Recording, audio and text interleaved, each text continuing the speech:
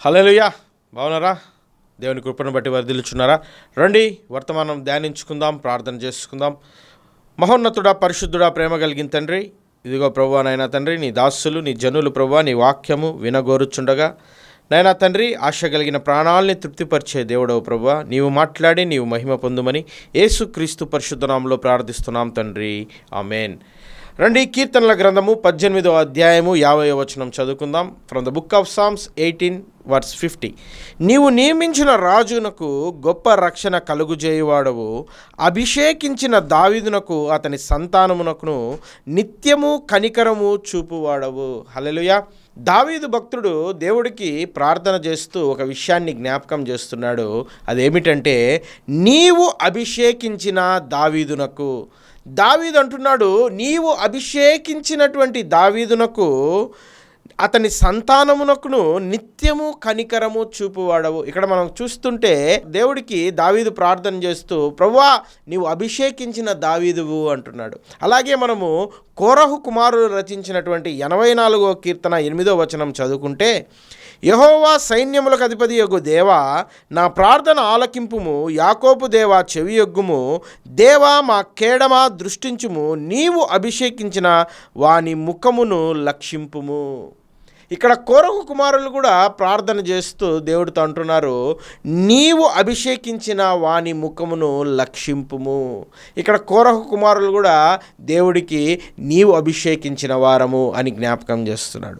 అలాగే పౌలు భక్తుడు కూడా రాస్తూ కొరింథీయులకు రాసినటువంటి 2వ పత్రిక 1వ అధ్యాయము 21వ వచనం మనం చదువుకుంటే, మీతో కూడా క్రీస్తునందు నిలిచి ఉండునట్లుగా మమ్మును స్థిరపరిచి అభిషేకించిన వాడవు నీవే. ఇక్కడ కోరహు కుమారులైన, దావీదు భక్తుడైన, పౌలు భక్తుడైన ఏమని జ్ఞాపకం చేస్తున్నారంటే, నీవు అభిషేకించిన వారము ప్రభువా, నీవు మమ్మల్ని, యు హ్యావ్ అనాయింటెడ్ అస్, నీవు మమ్మల్ని అభిషేకించావు. అభిషేకము యొక్క గొప్ప శక్తిని ఈరోజు దేవుడు పరిశుద్ధాత్ముడు మనతో మాట్లాడాలని ఆశపడుచుండగా, ఈరోజు అభిషేకం యొక్క విలువను, అభిషేకం యొక్క శక్తిని మనము గ్రహిద్దాం. ఇక్కడ దావీదు, కోరహు కుమారులు, పౌలు భక్తుడు చెప్తున్నారు, మేము అభిషేకించబడిన వారము. బిఫోర్ అనాయింటింగ్ వీఆర్ యూజ్లెస్, మేము వర్త్లెస్. కానీ ప్రభువా ఇప్పుడైతే మేము అభిషేకించబడిన వారము, మేము నీ చేత అభిషేకం నొందిన వారము, ఇక మాకు ఏ అపజయము లేదు గనక మమ్మల్ని జ్ఞాపకం చేసుకోండి. చూస్తే 1 సమూయేలు గ్రంథము 16-13 ఒకసారి చదువుకుందాం. 1 సమూయేలు గ్రంథము 16వ అధ్యాయం 13వ వచనం. సమూయేలు తైలపు కొమ్ము తీసుకొని వాని సహోదరుల ఎదుట వానికి అభిషేకము చేసెను. నాట నుండి యెహోవా ఆత్మ దావీదు మీదికి బలముగా వచ్చెను.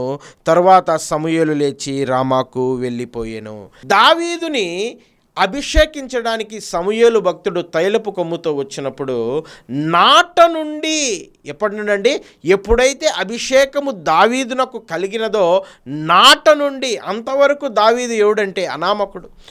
7 మంది కుమారులను పిలిపించాడు, కానీ వాళ్ళ తండ్రి అయిన యెష్షయి దావీదును పిలువలంపించలేదు. అంటే ఇంటిలో వినువలేనటువంటి వాడు, అక్కడ ఏమాత్రము ఆధిక్యత లేనటువంటి ఒక దౌర్భాగ్యమైనటువంటి స్థితి. ఎంతమంది కుమారులు ఉన్నారో పిలిపించండి అయ్యా నీ కుమారులందరినీ అంటే సమూయేలు ప్రవక్త 7 మందినే పిలిపించి, వీడు అనామకుళ్ళే, వీడు అభిషేకానికి కాదు కదా, దేనికి నోచుకొని వాడు, వీడు కడసారి వాడు, వీడు దేనికి పనికిరాడులే అని వాళ్ళ తల్లిదండ్రులే అతని మీద ముద్ర వేసినటువంటి ఒక దయనైన స్థితిలో దావీదు భక్తుడు ఉన్నప్పుడు, ఎప్పుడైతే అభిషేకము దావీదు మీదకి వచ్చిందో, ఎప్పుడైతే సమూయేలు తైలపు కొమ్ము తీసుకొని దావీదును అభిషేకించినాడో, నాట నుండి యెహోవా ఆత్మ దావీదు మీదికి బలముగా దిగి వచ్చెను. ఎప్పటి నుంచి అండి?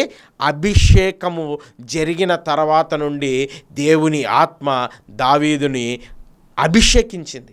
ఎలాగ అభిషేకించిందంటే, అంతవరకు అనామకుడుగా ఉన్నటువంటి దావీదు, అంతవరకు ఇంటిలో విలువ లేనటువంటి దావీదు ఒక్కసారిగా టాక్ ఆఫ్ ద టౌన్ కాదు కానీ టాక్ ఆఫ్ ద నేషన్ అయిపోయాడు. టాక్ ఆఫ్ ద ఇజ్రాయిలైట్స్ అయిపోయాడు. 6 లక్షల పైచిలుకు మందిలో ఎవరో అనామకుడుగా ఉన్న దావీదు ఎప్పుడైతే అభిషేకము దావీదు మీదకి వచ్చిందో, దావీదు కోసము పాటలు పాడారు. చూడండి ఆ మాటను. 1 సమూయేలు గ్రంథము 18:6-7. దావీదు ఫిలిష్తీయుని హతం చేసి తిరిగి వచ్చినప్పుడు స్త్రీలు ఇజ్రాయేలీలు ఊళ్ళన్నిటిలో నుండి తంబురులతోనూ సంభ్రముతోనూ వాద్యములతోనూ పాడుచు నాట్యమాడుచు రాజైన సౌలును ఎదుర్కొనుటకై వచ్చిరి. ఆ స్త్రీలు ప్రతిగానము చేయుచు వాయించుచు సౌలు 1000 కొలదియు దావీదు 10,000 కొలదియు హతము చేసెననిరి. దేవుడు దావీదును ఎంతగా ఆశీర్వదించినాడంటే ఆ ఊర్లల్లో ఉండే స్త్రీలు అందరూ కలిసి దావీదు 10,000 మందిని హతము చేశాడని పాటలు పాడుచు ప్రతిగానములు చేయొచ్చు, వాయిద్యములు వాయిస్తూ డ్యాన్సులు వేసుకుంటూ దావీదును కొనియాడడం ఆరంభించారు. నా ప్రియమైన దేవుని జనాంగమా, అంతవరకు అనామకుడుగా ఉన్నటువంటి దావీదు పేరు కూడా తండ్రి చెప్పడానికి ఇష్టపడని స్థితిలో, అయ్యా నీ కుమారులందరినీ పిలిపించు, వారిని నేను ఆశీర్వదిస్తాను, వారిని అభిషేకించాలి, దేవుడు మీ కుమారులలో ఒకడిని ఎన్నుకున్నాడు అంటే 7 మందిని పిలిపించినాడు ఆయన తండ్రి. కడసారి వాడైన దావీదును తప్ప 7 మంది కుమారులను లైన్లో నిలబెట్టి, వీరే నా కుమారులు, వీరే అభిషేకానికి యోగ్యులు, అర్హులు, వీరే అని తన తండ్రి వీళ్ళే అర్హులని ఆయన అర్హతను నిశ్చయించాడు. కానీ దేవుడు అంటున్నాడు, నేను నిశ్చయించిన వాడు వేరొకడున్నాడు, నీవు తైలపు కొమ్ము తీసుకొని అతనిని అభిషేకించు.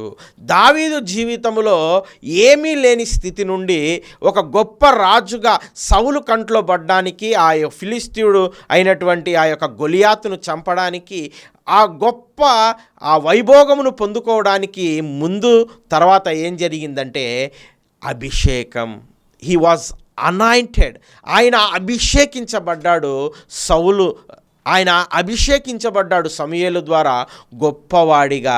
ఆయన ఇజ్రాయేల్ ఊళ్ళో అన్నిటిలో నుండి, అప్పటి వరకు పక్కింటి వారు కూడా పలకరించని ఆ దావీదు జీవితము ఇజ్రాయేల్ ఊర్లన్నిటిలో, ఎన్ని ఊర్లు ఉన్నాయో నాకైతే తెలియదు కానీ ఊర్లో ఉండే వాళ్ళంతా హూ ఈజ్ డేవిడ్, ఎవరి దావీదు అని 1000 కళ్ళతో ఎదురు చూసేంత గొప్పవాడిగా అభిషేకము దావీదును హెచ్చించింది. అంతవరకు అనామకుడుగా తండ్రి కూడా పట్టించుకొని కుమారుడు ఆఫ్టర్ ఈ యొక్క అభిషేకం తర్వాత Israel talk of the town కాదండి, టాక్ ఆఫ్ ద నేషన్గా, టాక్ ఆఫ్ ది మొత్తము ఆ దేశంలో ఉన్నవారంతా దావీదు గురించి మాట్లాడుకోవడం ఆరంభించారు. నా ప్రియమైన దేవుని జనాంగమా, అభిషేకం యొక్క శక్తి చూసారా? ఒక అనామకుడిని ఎంత గొప్పవాడిగా చేసిందో చూడండి. సమూయేలు మొదటి గ్రంథం 16-11 కూడా చదువుకుంటే, నా కుమారులందరూ ఇక్కడున్నారు అని యెష్షీని అడుగగా అతడు, ఇంకనూ కడసారి వాడున్నాడా? అయితే వాడు గొర్రెలను కాయచున్నాడని చెప్పాను. అందుకు సమూయేలు, నీవు వాడిని పిలువనంపించుము, అతడిక్కడికి వచ్చే వరకు మనము కూర్చుందుము. సమూయేలుకు డౌట్ వచ్చింది, 7 మందిని పిలిపించావయ్యా, కానీ దేవుడు వీరు 7 మంది కాదంటున్నారు, నీకు 7 మందే నా కుమారులు అంటే, అప్పుడు చెప్తున్నాడు యెష్షీ, నాకు ఇంకొక కుమారుడు ఉన్నాడు, అయితే వాడు అడవిలో గొర్రెలు కాచుకుంటున్నాడు, వాడు పనికిరాని వాడయ్యా, వీళ్ళే 7 మంది సైన్యంలో ఉన్నవారు ఒక 3-4 ఉన్నారు, బలిష్ఠులైనటువంటి మిగతా కుమారులు ఉన్నారు, డేవిడ్ అంతగా గొప్పవాడు కాదు, వీళ్ళల్లోనే నువ్వు ఒకడిని అభిషేకించు అంటే సమూయేలు ప్రవక్త అంటున్నాడు, ఇంకా నీకు కుమారులు ఉన్నారా? అతనిని పిలిపించు, అతను వచ్చు వరకు మేమిక్కడ కూర్చుంటాము. సమూయేలు ఎంత గొప్ప ప్రవక్త అండి. సమూయేలు వస్తున్నారంటే ఊరంతా భయపడుతుందంట. మీరు సమాధానంతో వస్తున్నారా, శిక్షించను వస్తున్నారా? ఆ కాలంలో ప్రవక్తలకు ఉండేటువంటి గొప్ప మర్యాద ఎంతంటే, ప్రవక్త నోట మాట అంటే యెహోవా, సైన్యములకు అధిపతియగు యెహోవా మాటలాగా ఆయన ప్రవక్త నోట మాట్లాడిచ్చాడంటే అది ఎన్ని సంవత్సరములైనా, తరములైనా, యుగములైనా మాట ఖచ్చితంగా జరగక మానదు. అటువంటి గొప్ప ప్రవక్త అభిషేకము ముందు ఏం చేశాడు? అభిషేకము చేయవలసిన వాడు దావీదు కాబట్టి ఆయన వచ్చే వరకు నేను వెయిట్ చేస్తాను. తన తల్లిదండ్రుల ఎదుట విలువ లేనివాడు, ఊరిలో విలువ లేనటువంటి వాడు సమూయేలు లాంటి ప్రవక్త అతని కొరకు ఎదురు చూచాడంటే ఆయన జీవితంలో, దావీదు జీవితంలో గొప్పగా దేవుడు ఆశీర్వదించడం ఎప్పుడు మొదలుపెట్టాడు? అభిషేకం తర్వాత. చూడండి, కీర్తనల గ్రంథము 89వ అధ్యాయం 20వ వచనం చదువుకుంటే, సామ్స్ 89:20లో, నా సేవకుడైన దావీదును కనుగొని ఉన్నాను, నా పరిశుద్ధ తైలంతో అతనిని అభిషేకించి ఉన్నాను. హల్లెలూయా. దేవుడు ఎప్పుడైతే అభిషేకించాడో దావీదుని, దావీదు లైఫ్ బిఫోర్ ఒకలాగుంటే ఆఫ్టర్ ఒకలాగా అయిపోయిందండి. బిఫోర్ విలువ లేనటువంటి వాడు, కుటుంబంలో గౌరవం లేనటువంటి వాడు, అన్నదమ్ముల దగ్గర మర్యాద లేనటువంటి వాడు, తండ్రి సైతము లెక్క చేయనటువంటి వాడు, ఎప్పుడైతే యెహోవా ఆత్మ అతని మీదికి బలముగా దిగి వచ్చినదో, ఎప్పుడైతే దేవుడు దావీదుని ఎన్నుకొని అభిషేకించుకున్నాడో, ప్రవక్తలు సైతము దావీదు కొరకు ఎదురు చూడడం మొదలుపెట్టారు. ప్రవక్తలు సైతము అతను వచ్చే వరకు మేము కూర్చుంటాము, అతన్ని పిలిపించండి. The great blessing, the anointing, ఏదైతే అభిషేకము దావీదు మీదికి వచ్చిందో గొప్పవారు సైతము ఏం చేస్తున్నారు, అతని కొరకు ఎదురు చూడడం మొదలుపెట్టారు. అవును నా ప్రియ సహోదరుడా, నా ప్రియ సంగమా, ఈరోజు అభిషేకములో మహత్యం దాగి ఉంది, అభిషేకములో ఆశీర్వాదం దాగుంది. ఇక్కడ దావీదును దేవుడు అభిషేకించుకున్నాడు. That is the power of anointing. Anointing యొక్క విలువ, అనాయింటింగ్ యొక్క శక్తి, అనాయింటింగ్ యొక్క బలమైనటువంటి దేవుని ఆత్మ ఎవరి మీద ఉంటుందో వారికి ముందు వరకు వారి జీవితం గతిస్తుంది, ఇక వారి జీవితం నూతనమవుతుంది. అదే కదా దేవుడు నూతన నిబంధనలో కొరింథీయులకు రాస్తూ పౌలు అంటాడు, ఎవడైతే క్రీస్తునందు ఉంటాడో వాడు నూతన సృష్టి, పాతవి గతించెను, ఇదిగో సమస్తము నూతనమాయను. హల్లెలూయా! ఎంత గొప్ప దేవుడు అండి మన దేవుడు. అనామకుడిని, విలువ లేనటువంటి వాడిని, ఏ మాత్రము గౌరవం లేనటువంటి వాడిని దేవుడు అభిషేకించుకున్న తర్వాత ప్రవక్త, అంటే ఇజ్రాయేలీలలో రాజు కన్నా గొప్పవాడు, ఒక దేశంలో ప్రధానమంత్రి, ముఖ్యమంత్రి, ఇటువంటి యొక్క స్థానాలు ఎంత గొప్పవో వాటన్నిటికన్నా ఇజ్రాయేలీలో ఎవరు గొప్పవాళ్ళంటే ప్రవక్తలు గొప్పవారు. ప్రవక్త మాట అంటే మాట, ప్రవక్త అంటే యెహోవా మాటను పలుకువాడు. అటువంటి ప్రవక్త సైతము రాజుల కన్నా గొప్పవాళ్ళు, ఆ దేశంలో ఉండేవారందరికన్నా గొప్పవాళ్ళు. చెప్పాలంటే ఆ దేశంలో గౌరవించబడేటువంటి మొట్టమొదటి స్థానంలో ఉండేటువంటి ప్రవక్తలు సైతము అభిషేకము ముందు వెయిట్ చేయడం మొదలుపెట్టారు, కూర్చుండడం మొదలుపెట్టారు, వెయిట్ చేస్తూ దావీదు కొరకు ఎదురు చూడడం మొదలుపెట్టారు. That is the power of anointing. దేవుని యొక్క అభిషేకం యొక్క విలువ, ఆశీర్వాదం ఎంతదంటే అనామకుడిని జీరో నుంచి హీరోగా చేస్తుంది. హల్లెలూయా! జీరో నుంచి హీరోగా ఎప్పుడు మారాడు దావీదు అంటే అభిషేకము నొందుకున్న తర్వాత. ఎప్పుడైతే యెహోవా ఆత్మ అతని మీదికి దిగి వచ్చిందో, ఆ తైలపు కొమ్ముతో ఆ సమూయేలు ప్రవక్త దావీదును, ఇదిగో నిన్ను దేవుడు ఎన్నుకున్నాడు అని చేతుల నుంచి ఆశీర్వదించాడో అతని జీవితం మారిపోయింది. అంతవరకు విలువ లేనటువంటి దావీదు ఆ క్షణము నుండి ఊర్లన్నిటిలో నుండి స్త్రీలంతా కొనియాడారంట గాన ప్రతిగానాలతో, ఇదిగో సౌలు 1000 కొలదియు దావీదు 10,000 కొలదియు హతము చేశానని. రాజు కన్నా గొప్పవాడిగా దావీదు కీర్తించబడ్డాడు. ఎలాగంటే దేవుని అభిషేకం వలన. ద పవర్ ఆఫ్ అనాయింటింగ్, అభిషేకం యొక్క శక్తి. బ్లెస్సింగ్స్ ఇన్ ద అనాయింటింగ్ ఏంటంటే ఏ man who is zero will become hero. హల్లెలూయా! ఎవరైతే విలువ లేక అనామకుడుగా, ఏ గౌరవము లేక ఈ లోకములో తృణీకరించబడతారో వారు యెహోవా యొద్దకు వస్తే, వారు దేవుణ్ణి విశ్వసిస్తే దేవుడు వారిని ఆశీర్వదిస్తాడు. ఎలాగనగా లోకములో ఉన్నటువంటి జ్ఞానులు సిగ్గుపడతారంట, ఒంటరివాడు 1000 మంది అవుతాడంట, ఎన్నిక లేనివాడు బలమైన జనం అవుతాడు. హల్లెలూయా! ఇక్కడ అభిషేకముకు ఉన్నటువంటి శక్తి అటువంటిది. చూడండి, మొదటి రాజుల గ్రంథము 19వ అధ్యాయము 16వ వచనం చదువుకుందాం. 1 Kings chapter 19 verse 16. నీకు మారుగా ప్రవక్త అయి ఉండుటకు అబేమెల్హోలో వాడైన షాపాతు కుమారుడైన ఎలీషాకు అభిషేకము చేయుము. ఏలియాకు చెప్తున్నాడు, నీకు మారుగా ఉండడానికి, నేను తీసుకొని వెళ్ళిపోతున్నాను కదా అగ్ని రథముల చేత పరలోకానికి, నీకు మారుగా ఉండడానికి ఎలీషాను నువ్వేం చేయాలా? అభిషేకించాలా.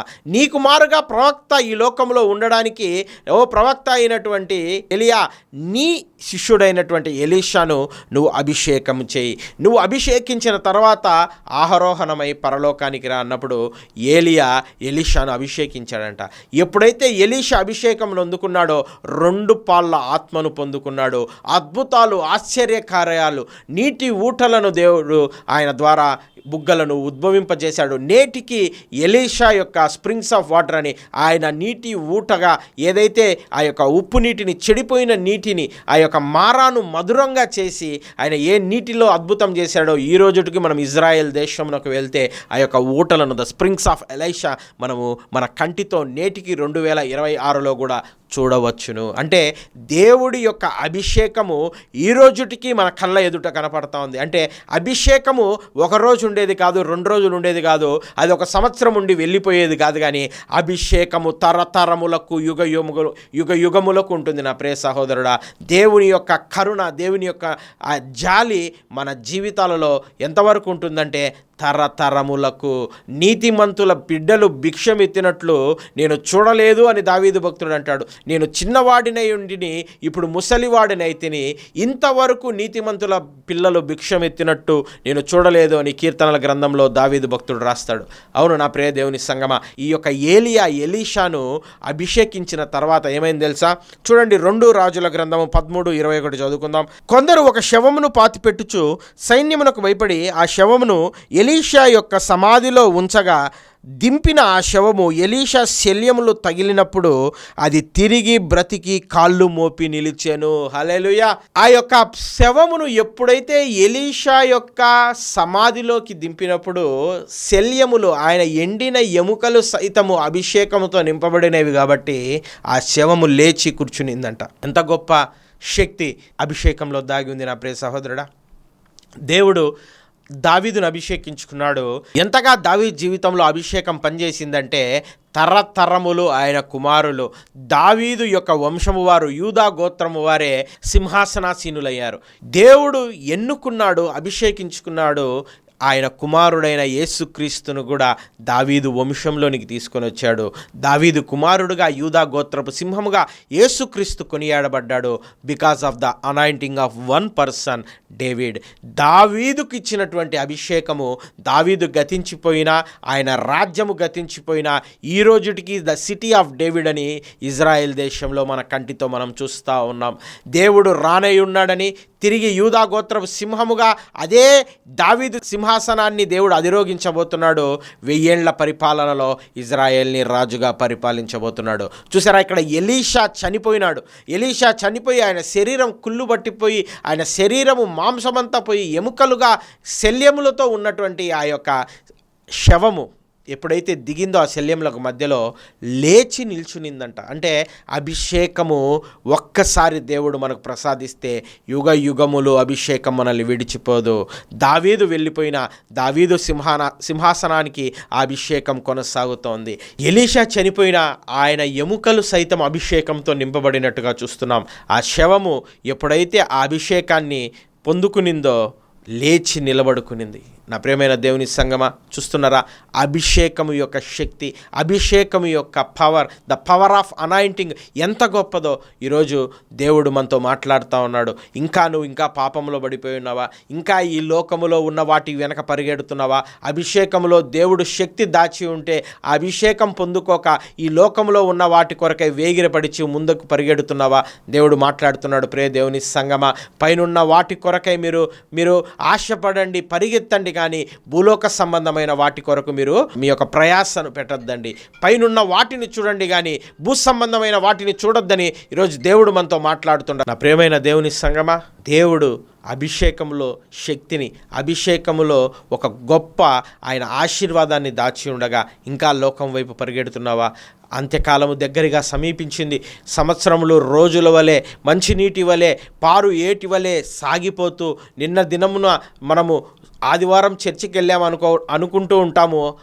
2-3 రోజులు గడిచినట్టుంటుంది, ఆదివారం వచ్చేస్తూ ఉంది. దినములు పరిగెడుతున్నాయి నా ప్రియ సహోదరుడా. ఇంకా నువ్వు దేవుని అభిషేకమును అందుకొనక, దేవుని యొక్క ఆ యొక్క ప్రేమను, ఆయన యొక్క అభిషేకాన్ని నువ్వు తిరస్కరించి ఇంకా ఈ లోకం వైపు పరిగెడుతున్నావేమో. ఈరోజు దేవుడు నీతోనే మాట్లాడుతున్నాడు. అభిషేకించబడిన వాడు గొప్పవాడవుతాడు. అభిషేకించిన వాడు యుగ యుగములు కొనియాడబడతాడు. అతని వంశము ఈరోజు దావీదు వంశము కొనియాడబడతా ఉంది. యూదా గోత్రపు సింహముగా అభిషేకము నొందిన ఆ దావీదు కడుపులో ఉద్భవించాడు యేసయ్య. దావీదు కుమారుడుగా కొనియాడబడ్డాడు యేసయ్య. ఈరోజు ఎలీషాను చూస్తే, ఆ ఎలీషాను అభిషేకించిన తర్వాత ఆ అభిషేకము ఆయన ఎముకల సైతము తగిలినప్పుడు శవం లేచి కూర్చున్నట్టుగా చూస్తున్నాం. చూసారా ఎంత గొప్పగా దేవుడు యుగ యుగములు తరతరములు తన యొక్క విశ్వాసులను, ఎవరైతే యేసుక్రీస్తునందు విశ్వాసం ఉంచుతారో వారిని ఆశీర్వదిస్తుంటే, ఇంకా నువ్వు ఆశీర్వాదానికి పాత్రుడు కాకుండా, ఇంకా ఆశీర్వాదానికి నువ్వు లొంగిపోకుండా ఇంకా ఈ లోకం వైపు, సాతాను వైపు, వాడు చేస్తున్నటువంటి మాయ వైపు చూస్తూ ఉంటే ఈరోజు దేవుడు మాట్లాడుతున్నాడు. ప్రతి ఒక్కరిని దావీదు వలె ఆశీర్వదించాలని, ప్రతి ఒక్కరిని ఎలీషా వలె అభిషేకించాలని దేవుడు ఆశపడుచుండగా ఈరోజు అభిషేకానికి దూరంగా వెళ్ళిపోతున్నావా? యేసుక్రీస్తు కూడా ఈ లోకంలో అభిషేకం నొందుకున్నవాడే. అభిషేకించబడిన తర్వాతనే యేసుక్రీస్తు తన పరిచర్యను ఈ లోకంలో మొదలుపెట్టాడు. చూడండి, లూకా సువార్త 4:18 చదువుకుందాం. ప్రభు ఆత్మ నా మీద ఉన్నది, బీదలకు సువార్త ప్రకటించుటకై ఆయన నన్ను అభిషేకించెను, చెరలోనున్న వారికి విడుదలను, గుడ్డి వారికి చూపును కలుగునని ప్రకటించుటకును, నలిగిన వారిని విడిపించుటకును, ప్రభు ప్రకటించుటకు ఆయన నన్ను పంపియున్నాడు. దేవుడు చెప్తున్నాడు, ప్రభు యొక్క ఆత్మ నా మీద ఉన్నది, బీదలు సువార్త ప్రకటించుటకై ఆయన నన్ను అభిషేకించెను. దేవుడిని దేవుడు అభిషేకించినాడు. మనుష్య కుమారుడుగా ఈ లోకానికి దేవుడు వచ్చినప్పుడు ఆ పరలోకమందున్న తండ్రి కుమారుడిని అభిషేకించాడు. నిన్న నేడు రేపు ఏకరీతిగా ఉన్న మన త్రియేక దేవుడు యేసుక్రీస్తు కూడా ఈ లోకంలో అభిషేకించబడిన తర్వాతే తన యొక్క సువార్త ప్రయాణాన్ని, తన అభిషేకంలోని మహత్కార్యములను మొదలుపెట్టాడు. 3.5 సంవత్సరం పరిచర్య కొనసాగించాడు. చూసారా, దావీదు అయినా, ఎలీషా అయినా, మరి యేసుక్రీస్తైనా వారి జీవితంలో గొప్ప కార్యాలు ఎప్పుడు చేశారంటే అభిషేకం నొందుకున్న తర్వాత. అంతకుముందు దావీదు ఎవరో తండ్రికి తెలియదు, తండ్రి తన కుమారుని పరిచయం చేయడానికి ఆశపడలేదు. ఎలీషా ఏలియా అభిషేకించకముందు చాలా ఒక మామూలు మనిషిగా తన తండ్రిదండ్రులకు సేవ చేసుకుంటూ ఆ యొక్క పొలము దున్నుకునేటువంటి వాడుగా, ఇంట్లో సహాయం చేసేవాడుగా ఉన్నాడు. ఎప్పుడైతే అభిషేకం నొందుకున్నాడో ఎలీషా జీవితం మారిపోయింది. గొప్పవాడిగా ఆయన మాట్లాడితే దేవుడు అందరి కన్నులు తెరిచినట్టుగా చూస్తూ ఉన్నాం. ఆయన చేసిన అద్భుత కార్యాలు, ఆయన ఎన్నో గొప్ప కార్యాలు మరి బైబిల్లో చేసినట్టుగా చూస్తూ ఉన్నాం. ముందు సామాన్యమైన మనిషి అభిషేకం నొందిన తర్వాత గొప్ప మనిషిగా, ప్రవక్తగా మారాడు. ఇక్కడ యేసుక్రీస్తు వడ్లవాని కుమారుడుగా, మరియా కుమారుడిగా, వారి అన్నదమ్ములకు సహోదరుడుగా కొనియాడబడుతున్నాడు. ఎప్పుడైతే దేవుని ఆత్మ ఆయనను అభిషేకించుకునిందో, ప్రార్థన చేసుకున్నాడో, యోహాను భక్తుడు ఎప్పుడైతే ప్రార్థన చేసి ఆయన మీద చేతులుంచి బాప్తిస్మం ఇచ్చాడో, దేవుని ఆత్మ బలముగా దిగి రావడం మనం చూస్తూ ఉన్నాం. దేవుడి ఆత్మ దిగి రావడము, యేసయ్య తన జీవితంలో ఎందుకు వచ్చాడో ఈ లోకానికి 3.5 సంవత్సరాల తన యొక్క సువార్తను ప్రకటించడం మొదలుపెట్టాడు. ఎప్పుడైతే ఆత్మ అభిషేకము యేసుక్రీస్తులోనికి వచ్చిందో ఇక ఆయన సమయం ఆసన్నమైంది. ఇక ఇదిగో బీదలకు సువార్త ప్రకటించుటకు నేను సిద్ధమవుతున్నానని ఆయన బాప్తిస్మం ద్వారా మనకు తెలియజేశాడు. ఇక్కడ బాప్తిస్మం పొందుకున్న తర్వాత ఈ సంఘ యుగంలో, న్యూ చర్చ్ ఏజ్లో బాప్తిస్మం పొందుకున్న తర్వాత ప్రతి క్రైస్తవుడు పొందుకోవాల్సినది ఆత్మలో అభిషేకం. హల్లెలూయా. ఈ ఆత్మలో అభిషేకం నొందుకోకపోతే నీ పరిచర్య గొప్పగా ఉండదు, నీ జీవితము గొప్పగా ఉండదు. నీ జీవితంలో ఆత్మ లేకపోతే, పరిశుద్ధాత్ముడు నీ మీద పని చేయకపోతే నీ జీవితంలో నువ్వు గొప్ప కార్యాలు చేయలేవు. నా ప్రియ సహోదరుడా, యేసుక్రీస్తుతో 3 సంవత్సరాలు, ఆ 3.5 సంవత్సరాలు తిరిగినటువంటి పేతురు భక్తుడు యేసయ్య మరణదినము రోజు ఆ శిలువ యాగానుకు బయలుదేరే ముందు రోజు రాత్రి ఏం జరిగింది? యేసుక్రీస్తు ఎవరో నాకు తెలియదు అన్నాడు. యేసయ్య ఎవరో నాకు తెలియదు 3 సార్లు బొంకాడు. కానీ ఆ మేడ గదిలో ఆ పరిశుద్ధాత్మ, ఆ పెంతెకోస్తు దినాన ఆ పేతురు భక్తుడు ఆత్మ దిగి రాగానే ఏమైపోయాడండి? ముందు రోజు యాకోబు శిరశ్ఛేదనం చేసిన చెరసాలలో సంఖ్యల మధ్య యాదమరిచి నిద్రపోయినట్టుగా, ప్రభు దూత వచ్చి తట్టి లేపినట్టుగా, అంటే మరణాన్ని సైతము జయించగలిగాడు. ఇక నా మట్టుకైతే బ్రతుకుట క్రీస్తే, చావైతే లాభమే అనే ధైర్యము, శక్తి ఆ యొక్క పేతురు భక్తుడి జీవితంలో ఎప్పుడొచ్చిందంటే పరిశుద్ధాత్మ దేవుడు ఆత్మ దిగి రాగానే, ఆత్మ ఆయన మీదికి దిగగానే అతని జీవితంలో గొప్ప కార్యములు పేతురు భక్తుడు చేసినట్టుగా చూస్తున్నాం. దావీదు భక్తుడైనా, ఎలీషా భక్తుడైనా, ఇక్కడ యేసుక్రీస్తు తానే దేవుడయ్యుండి కూడా తనను తాను తగ్గించుకొని రిక్తునిగా చేసుకొని ఈ లోకానికి మానవ కుమారుడిగా, మనుష్య కుమారుడిగా వచ్చినప్పుడు ఆయన జీవితంలో కూడా ఆత్మ అభిషేకము నొందిన తర్వాతే పరిచర్యను ఆయన ఆరంభించాడు. అంటే ముందు కూడా చేయలేడా అండి? ఆత్మ అభిషేకం తర్వాతనేనా అంటే మనకు మాదిరి చూపడానికి, మనకు పరిశుద్ధాత్ముడి యొక్క గొప్ప విలువను తెలియజేయడానికి. అందుకే కదా అంటాడు ఆయన, నేను ఉండుట కన్నా ఆయన మీతో ఉండుట మీకు మంచిది, నేను వెళ్ళి వేరొక ఆదరణకర్తను మీకు పంపిస్తాను, ఆయన మీలో ఉన్నప్పుడు ఈ యొక్క యుగములో ఆయన యందు మీరు ముద్రించబడినటువంటి వారు. ఆత్మ మీ మధ్య దిగి రాగానే మీరు గొప్ప కార్యాలు చేయడం మొదలు పెడతారు. అవును ప్రియ దేవుని సంగమా, యేసుక్రీస్తు సైతం మనకు మాదిరిగా ఈరోజు పరిశుద్ధాత్ముని పరిచయం చేస్తున్నాడు. ఇదిగో ఈయన నా ప్రియ కుమారుడు, ఆయన యందు నేను ఆనందిస్తున్నానని ఒక దేవుని ఆత్మ పావురం వలె ఆయన మీద వాలినప్పుడు దేవుని యొక్క శక్తి, దేవుని యొక్క పనిని, అసైన్మెంట్ని ఎందుకు ఈ లోకానికి వచ్చాడో దేవుడు ఆరంభించాడు. ఈరోజు నీ జీవితంలో కూడా ఏది చేసినా ఓడిపోతున్నావా? ఏది చేసినా నీ జీవితంలో సక్సెస్ లేదా?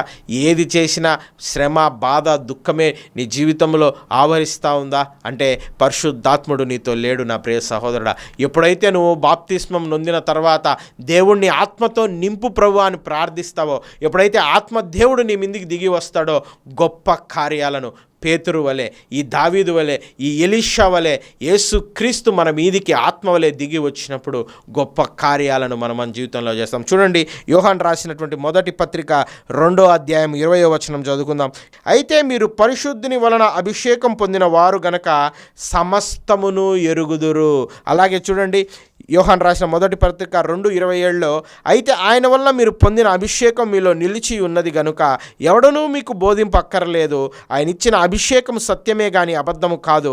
అది అన్నిటినీ గురించి మీకు బోధించుచున్న ప్రకారంగాను ఆయన మీకు బోధించిన ప్రకారంగాను ఆయనలో మీరు నిలుచుచున్నారు. ఎప్పుడైతే ఆత్మ దేవుడు మన మీదికి దిగి వస్తాడో ఆయన మన యందు నిలిచి ఉంటాడంట. అందుకే యోహాను సువార్తలో రాయబడింది ఉంది కదా, ఎవరు నా యందు నిలిచి ఉంటారో, నేను ఎవరు యందు నిలిచి ఉంటానో వాడు బహుగా ఫలిస్తాడు. బహుగా ఫలించేది ఎప్పుడంటే ఆత్మ దేవుడు మన మీద దిగి వచ్చినప్పుడు, మనల్ని అభిషేకించినప్పుడు. ఎప్పుడు ఆత్మదేవుడు మనలోకి దిగి వస్తాడంటే నువ్వు బాప్తిస్మం నొందుకున్నప్పుడు, నీ పాపం నిమిత్తం పశ్చాత్తాపం ప్రాయశ్చిత్తం నువ్వు నొందుకొని ప్రభువా నన్ను ఆత్మతో నింపు అని నువ్వు ప్రార్థించుకున్నప్పుడు ఆ దేవాది దేవుడు, ఆత్మదేవుడు నీ మీదికి దిగి రావడం మొదలు పెడతాడు. ఇదిగో ఆయన నీ మీదికి దిగి వచ్చినప్పుడు నువ్వు బహుగా ఫలిస్తావు. నువ్వు ఏం చేస్తావంటే ఆత్మ దిగి వచ్చిన తర్వాత you will be prosper like anything. ఎలాగా నువ్వు ప్రాస్పర్ అవుతావంటే అనామకుడు జీరో అయినటువంటి దావీదు హీరోగా మారాడు. అనామకుడు అయినటువంటి ఎలీషా గొప్ప ప్రవక్తగా మారాడు. మనుష్య కుమారుడైన యేసు దేవుని కుమారుడుగా ఆత్మ దిగి వచ్చిన తర్వాత ప్రజలు ఆయనను గుర్తించడం మొదలుపెట్టారు. దేవుని కుమారుడుగా మర్మములు పలుకుతున్నాడు ఈయన ఆ దేవుని కుమారుడే అని పేతురు ఎప్పుడు కనుక్కున్నాడంటే ఆత్మ దేవుడు ఆయనలోకి దిగి వచ్చిన తర్వాత. ఈ లోకములో మానవ శరీరం ధరించిన మనందరము ఆత్మ దేవుడు మనలోకి వచ్చినప్పుడు దేవుని కుమారులుగా పిలువబడతాము. దేవుడు మన యందు నిలిచి ఉన్నప్పుడు, దేవుడు మనతో ఉండగా మనకు విరోధి ఎవడు? ఏ ఓటమి, ఏ అపజయము, ఏ యొక్క శాపము కానీ, ఏ యొక్క అనారోగ్యము కానీ, ప్రతి కార్యమును దేవుడు వర్ధిల్లింపజేసి నిన్ను భూదిగంతములకు విస్తరింపచేయాలని ఆశపడుచుండగా, ఇంకా అభిషేకము నొందుకొనక, ఇంకా బాప్తిస్మం తీసుకొనక, ఇంకా ప్రభు పాదాల చెంత నువ్వు ఉండి అభిషేకాన్ని నొందుకోక ఈ లోకం వైపు పరిగెడుతున్నావేమో, ఈరోజు దేవుడు వర్తమానం నీతోనే మాట్లాడుతుంది. నా ప్రియ సహోదరుడా, రండి ప్రభు పాదాల చెంతకి. ప్రభువా నేను పాపిని, ప్రభువా నేను ఇంతవరకు 2025 సంవత్సరం వరకు నాయన నేను చేసిన ప్రతి పాపములు బట్టి నీ యందు పశ్చాత్తాపడుతుండగా ఈ నూతన సంవత్సరంలో ప్రభువా నీ రక్తముతో నన్ను కడిగి ఆత్మదేవా నా పైకి దిగి వచ్చి ఎవరు నా యందు నిల్చుంటారో వారు బహుగా ఫలిస్తానన్నావు కదా ప్రభువా. నాయనా తండ్రి నన్ను బహుగా ఫలింప చేయమని నీ పాదాలు పట్టుకొని ప్రభువా నేను ప్రార్థిస్తుండగా, నాయనా నన్ను ఆశీర్వదించమని ఎవరు ప్రార్థిస్తారో ఈరోజు వారిని అభిషేకించాలని దేవుడు ఆశపడుతుండగా, దావీదు వలె ఎలీషా వలె నువ్వు అభిషేకించబడాలంటే ఈరోజు క్రీస్తు వైపునకు నువ్వు రాగలిగితే, విశ్వాసాన్ని కర్త దాన్ని కొనసాగించువాడైన యేసుక్రీస్తు వైపుకు నువ్వు చూడగలిగితే ఈరోజు నీ జీవితంలో గొప్ప ప్రాస్పరిటీ దేవుడు దయచేయాలని ఆశపడుతున్నాడు. యేసుక్రీస్తు పరిచర్య ఆత్మ నొందిన తర్వాత ఆరంభించాడు. ఆ పరిచర్య నేటికి రేపటికి దేవుడి చిత్తమై దేవుడు యుగాంతం వరకు ఆ పరిచర్యకు ఎదురుందా అండి? దేవుడు 2000 సంవత్సరాల క్రితం మొదలుపెట్టిన పరిచర్య అభిషేకం నొందిన తర్వాత ఈ రోజుటికి విజయవస్తంగా ఏం చెప్తారు దాన్ని, ప్రతిరోజు ఒక నూతనమైన మందిరం ఏదో ఒక ఊరిలో ఆరంభించబడతానే ఉంది. కొత్త కొత్త వారు పరిచర్యకు వస్తూనే ఉన్నారు, కొత్త కొత్త సేవకులు వస్తూనే ఉన్నారు. పరిచర్య వేగవంతంగా ముందుకు కొనసాగుతుంది కానీ ఎక్కడ ఆగిపోలేదు. నా ప్రియ సహోదరుడా, అభిషేకంలో ఉన్న గొప్ప శక్తి అది. ఈరోజు అభిషేకించబడాలని, మీరందరూ దీవించబడాలని, వర్ధిల్లింప చేయబడాలని దేవుడు ఆశపడుతుండగా రండి ఈరోజు దేవుని అభిషేకం నొందుకుందాం. తలలు వంచండి, కళ్ళు మూసుకుందాం. ప్రభువా యేసయ్యా నీ అభిషేకం వాక్యంలో ఉన్న శక్తిని ప్రభువా నైనా తండ్రి మాకు కూడా నైనా దయచేయమని ప్రభువా ఈ వీరి యొక్క నైనా తండ్రి ప్రభువా సాక్ష్యముల ద్వారా దావీదు వలె ఎలీషాల వలె ప్రభువా మేము కూడా నైనా ఉన్నత స్థితిలోకి వెళ్ళగలడానికి ప్రభువా నీ యొక్క నైనా తండ్రి నైనా పరిశుద్ధాత్మ దేవుడిని మా పైన దించి ప్రభువా నైనా తండ్రి ప్రభువా మమ్మల్ని వర్ధిల్లింప చేయమని ప్రాస్పర్ చేయమని ప్రభువా నీ యందు మేము నిలిచి ఉండగా నైనా తండ్రి బహుగా ఫలించుట కృపదయ చేయమని ఆది దేవుడు అద్వితీయుడు యేసుక్రీస్తు నామములో ప్రార్థిస్తున్నాం తండ్రి ఆమేన్.